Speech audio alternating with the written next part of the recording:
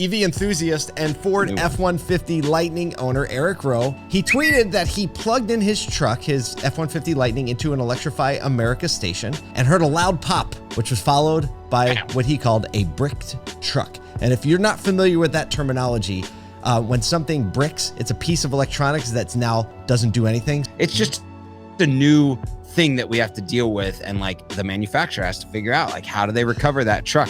Is it a manufacturer thing? Are they taking care of the battery?